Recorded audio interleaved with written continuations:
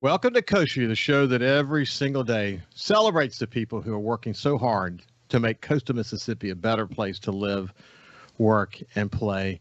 It's Christmas week. Isn't that amazing? I'm so excited about this time of year. And as I've said so many times on this show, what an opportunity to kind of pause for a second, look around us, and see what and who is important to us. And one thing I think we'll all come to the conclusion of, we're so lucky to live in coastal Mississippi, all up and down coastal Mississippi. There are so many wonderful light displays and other things surrounding Christmas. It's really a special time of the year. I love having grandkids, I might add. It just makes it extra special as we look at Jesus in those mangers and Mary and Joseph and teach all of that to our kids. It's just a wonderful time of the year. And believe me, I say this a lot, but I don't feel like I have to wait until the holidays to remind myself why I should be thankful. I try to do that every day, try to live in the moment. I guess the older we get, the more we do that. I'm really, really thrilled to have as my first guest today, Kendra Simpson, who's the VP of Sales and Marketing at the Mississippi Aquarium and a good friend, someone who's been on the show before. She's super passionate about coastal Mississippi, but really passionate about the aquarium. And I just look forward to visiting with you. How you doing, Kendra? I'm great. Good morning. Merry Christmas to you. Merry Christmas to you. And I have two brand new grandkids. They'll be 6 months this month. So we're excited that it's our first Christmas with grandkids. So I understand. Isn't that fun? Now. Yeah, we've got a 7-month-old, and they're starting to become little humans now. I say to my wife and my son and my daughter-in-law often when I look at Liam in the face, I try to make him laugh and I make funny faces and I sing to him. When I sing to him, he looks at me like I'm Frank Sinatra. When I tell him funny jokes, he looks at me like Richard Pryor. I mean he's my little audience. Isn't that true though? Yes. Yes. I love life like that. So what is Christmas to you guys? What happens around Christmas for your family? So we have a big little family. So we are very family oriented, and I have a small family. Jim has a relatively large family. We have a Simpson Christmas at my house or either my brother-in-law's house every year. That's big fun. Family from New Orleans. We get all the kids together. It's really the one time of year that we make time for each other. We all look forward to it. And then a very quiet Christmas Eve at my home. And then we travel to my hometown of Union Church, which is about 3 hours north of here. And we spend time with my family, go to church with my mom and just take it all in. So it's more about making sure that we make time for everybody and not the hustle and bustle. Yeah. So you grew up in Union Church? I did. Wow. That's cool. When I hear Union Church, I know where it is. When I hear Union Church, I can't help but think about my new show, SuperTalk Outdoors, that's across the network. Hunting and the outdoors is an important part of the culture there, isn't it? Yes. We actually live, my family owns a lot of land. My grandfather was a cattle farmer. And so we have a lot of land. We don't have cattle anymore. So my mom leases it to hunters. We have hunters that come in, and it is a very big part of our community and growing up. So, I only have sisters. There's not a lot of guys that did a lot of hunting, but we were always surrounded by that culture and that atmosphere. Yeah, well, that's awesome to hear that. It's just part of the culture of Mississippi. Right. And I often say that Mississippi is the capital of the outdoors. Whether you hunt or fish, I'm just saying. Right. If you canoe, if you enjoy time offshore, you like going to the barrier islands like we all do, but it's just a special place. I had Mayor Hughes on, and it's fun to talk to him this time of year because we're reflecting on the past year. We're looking forward to the year ahead, and we had a pretty extended conversation about the Mississippi Aquarium. And you and I have talked about this before, but just to summarize, that it opens up in the midst of the pandemic with hurricane threats all around us. Just challenge after challenge after challenge. But it's amazing to look at the team there. You guys have really risen to the occasion. And I know it's been hard. It's been really hard, actually, as you and I were discussing offline. This whole notion of the pandemic, people don't recognize that when you're in a pandemic, your guests are having to wear face masks. All the people, your team members there are having to wear face masks. You can't really connect the way you need to. But kind of tell the story. How what's the evolution look like? And I'm hearing nothing but good stories about how the business is actually performing from a financial point of view. But what about things from your perspective? So from our perspective, it's all about the guest interaction and guest experience. So during the pandemic, it did change a little. So you had experiences where the big thing and what people wanted was the experience, that VIP, that upper echelon experience. And those things still exist. However, being quarantined for a certain period of time, being out of your office with your coworkers, the trend now is to work from home if you can. When you come out and you're at an attraction or at an event, you want that engagement. So just having those one-on-one conversations, our guest experience team talking to our guests, introducing them to our animal care staff. When you're greeted at our gate by our ticketing staff, especially if you're a member, they know your name, they know how often you come, creating those one-on-one interactions. And we do want to listen to what the guests want, because this industry and the entertainment industry and the event industry is changing. And we must listen to the guests so that we can make sure that we're creating the atmosphere that they want to be a part of. Yeah, I know you and I talked about this in the beginning. But when you guys opened, first of all, you were really focused on getting all the pieces working together. Actually, not all the pieces were even open yet when you opened initially.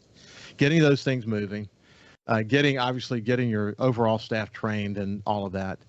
But then there was a focus on really listening intensively to the people who came there. And one of the things I see, Billy Hughes and I talked about this, and you see it on the news. And when you go do a search on Mississippi Aquarium, all you see is all these incredible activities that are happening there. But it seems to me that you guys have really listened hard and that you've worked really hard to make this a multifaceted experience for people when they get there. Am I reading that correctly? You absolutely are. And so our guests and our members, they differ in what they want from us. So we offer a lot of things. So a lot of our members want the conservation. They want to be involved in the conservation aspect of what we do. There's the education portion of what we offer here at the aquarium. And then there's just the fun, the activity. Come out, bring your kids, spend the day. So there's different levels of activity. And so we really strive to make sure that each of those things that we offer, and we call them our pillars. Our 3 pillars are education, conservation, and community. We want to satisfy everyone that has an interest in one of those pillars or all of those pillars. We just received 40 coal stun turtles from the Northeast. We received 25 last year. I'm not sure if you're familiar with that program, but Kemp's Ridleys are native to the Gulf. They go up north and they get too cold, like all Southerners, right? We don't like cold weather. So they become sick, they get pneumonia, they become lethargic, and there's a group that comes in and rescues those turtles. They fly them to facilities that can rehab them and release them in the Gulf. We want to make sure that our audience knows that we're doing these things too to protect our environment, our ecosystem in this Gulf, and that they can be involved in these projects as well. Yeah, it's actually really going. The whole program is going well. I noticed that you guys have had a lot of activity around releasing them, about telling your story about it. I remember when you first sort of became certified to do this. Mm-hmm. When you talk about conservation, it's not just something you're doing just to put a good public relations face on what you're doing. You're serious as a heart attack, and in the conversations that I've had with others who work there, they are incredibly focused on that aspect of it, aren't they? Absolutely. It is important. It's important for the future of our kids, for our community. We have an amazing natural resource. Literally, it's right across the street from me in the Gulf of Mexico in the Sound. And we must, as a community, protect that. And so one of our goals here is to teach the community how they can, and teach them at a young age from the education program.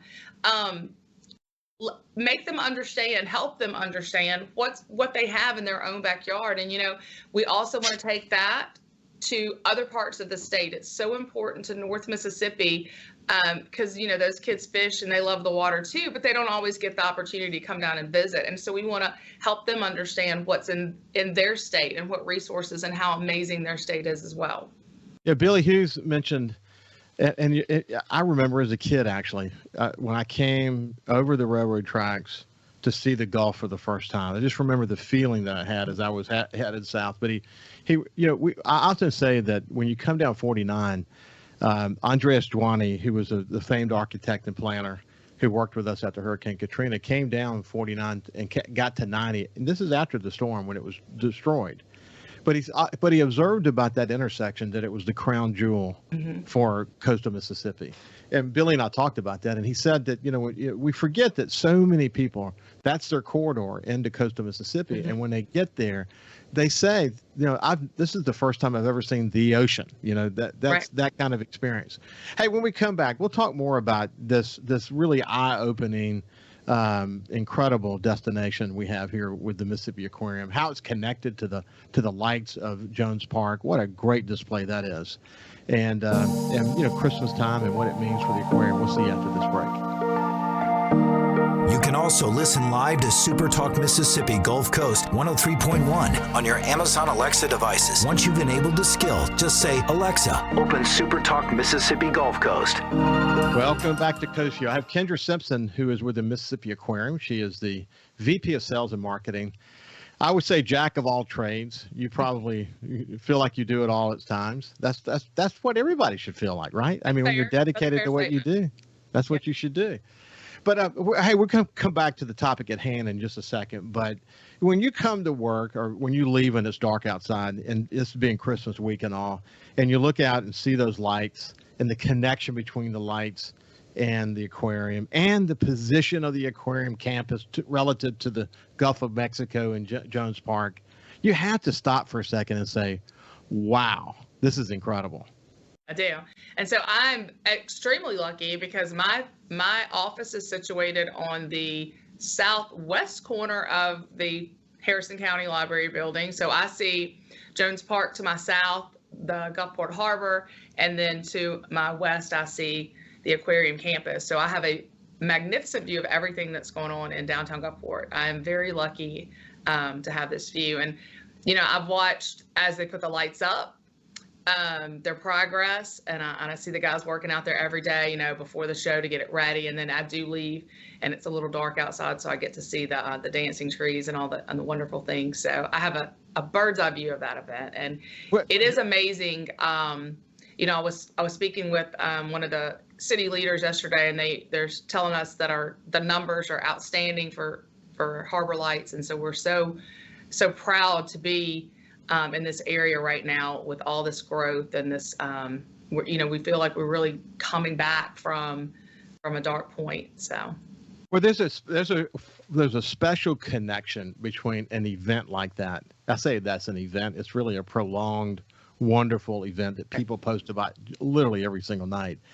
There's this special connection between that and the aquarium, because people, I know this is the case, that people are parking in your amazing parking garage, coming to sort of an early afternoon involvement in the aquarium, waiting for it to get dark, and then walking down to Jones Park to enjoy that. I mean, when you see that kind of integrated relationship between the aquarium and something like that, it really, it's like a complete picture, isn't it? It is a picture. I was leaving work a little early yesterday, and I ran into a family that I actually used to work with, and they were taking advantage of the discounted pricing we have after 3 p.m. So it's $12.25 for everybody after 3 p.m. So they were actually coming to the aquarium for the first time, and then when it got a little darker, they were going to walk over to Jones Park. So we want it to become not just an experience that you do. We want it to become a tradition. So we want to work with the city to make sure that we are putting everything out there to let everybody know that this is really a memory maker and a family tradition.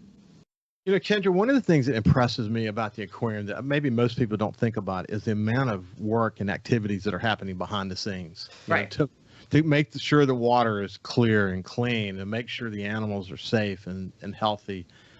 That is a machine, isn't it?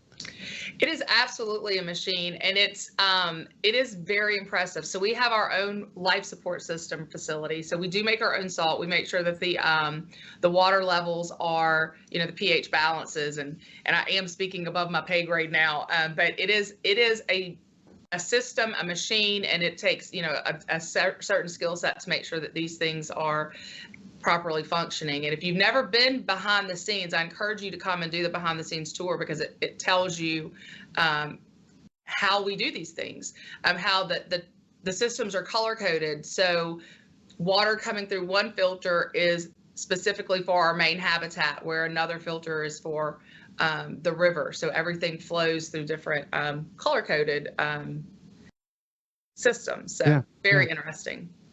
Hey, so give me a sense of, I mentioned that it seems like every time I turn around, there's some kind of new promotion that's happening.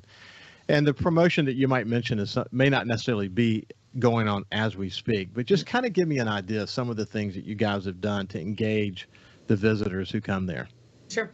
So on a daily basis, our guest experience and education team kind of create little education sessions throughout the park. We had a great, like Shark Week, for instance, when Shark Week is a big deal in the summer. Part of my responsibility is to create special events. So we listen to our audience. What would you like to do? We just had a craft beer holiday craft beer event. We had Santa here.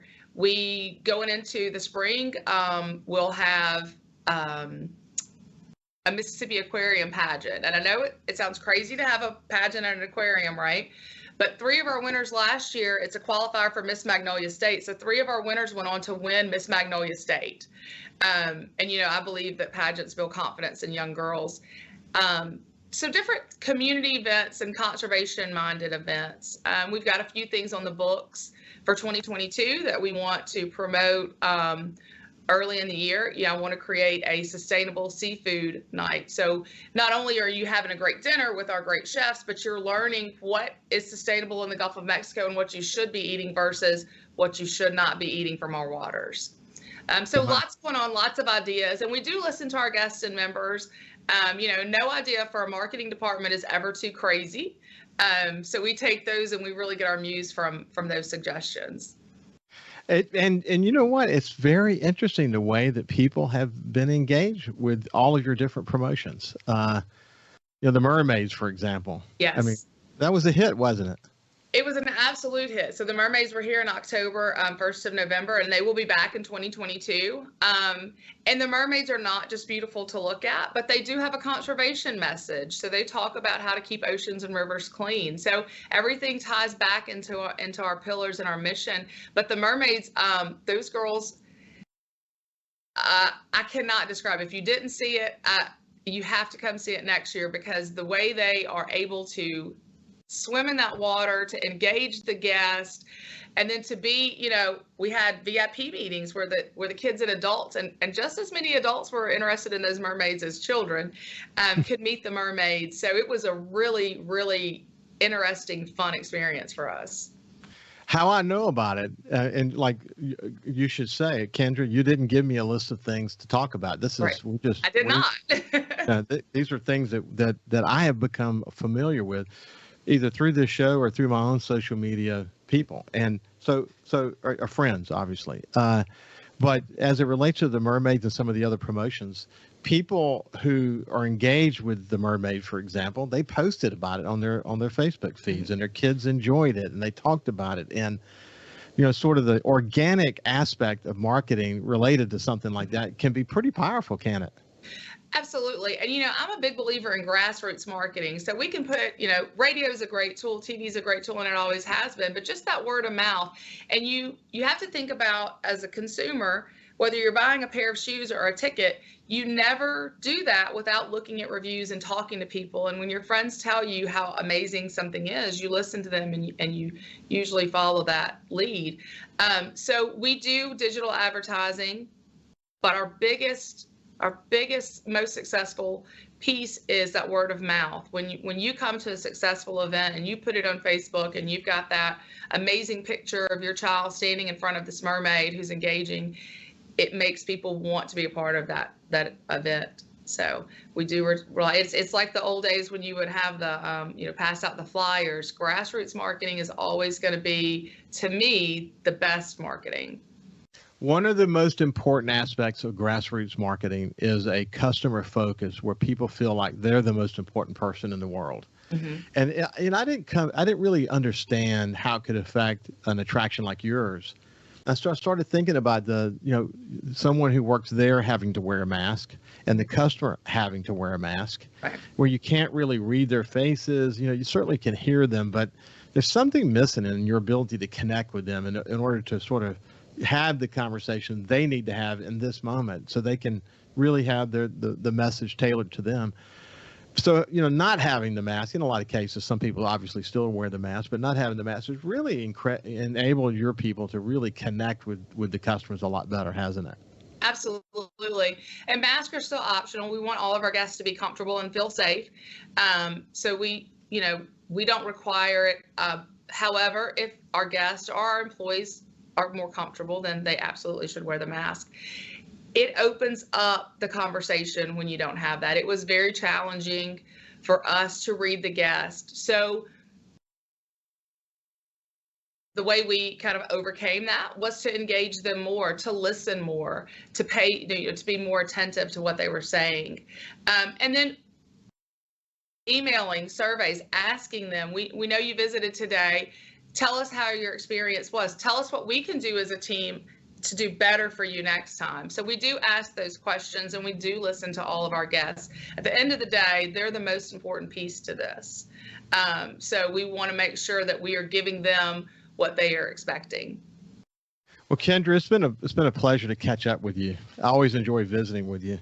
It's so awesome to see the aquarium doing well. And I know that you being sort of the VP of sales and marketing, a lot of that falls on your shoulders. It's a team effort, and you're quick to point that out. But at the end of the day, obviously you feel the pressure to do well. And through all the trials and tribulations of the pandemic and hurricanes and other challenges, you guys have really so far stood the test of time. So I just want to congratulate you, congratulate the team there, your leadership there, and to say Merry Christmas to you guys. And, really, I'm praying that you guys have a great 2022. Thank you. And Merry Christmas to you. And if we have just 1 second, yeah, you were talking about the architect that came down after Katrina. On a different note, I played a show once with Dennis Miller. Dennis Miller drove from New Orleans down the beach to Biloxi. And his comments on stage were, I see now why nobody knows about this place. This is an amazing jewel and secret that you guys have. And I can't imagine how wonderful it is to live here. And I always think about those things. And as our coastal Mississippi has evolved to the secret coast, it just illuminates what everybody really thinks on their first visit. So I'm proud to be a part of that. And I'm proud to be a part of something that makes coastal Mississippi better. I could not have said it better, and I focus on it every single day. That was beautiful. Thank you so much, and have a great Christmas, and we'll see you later. Thank you too, Ricky. You bet. We'll see you after this break. All right.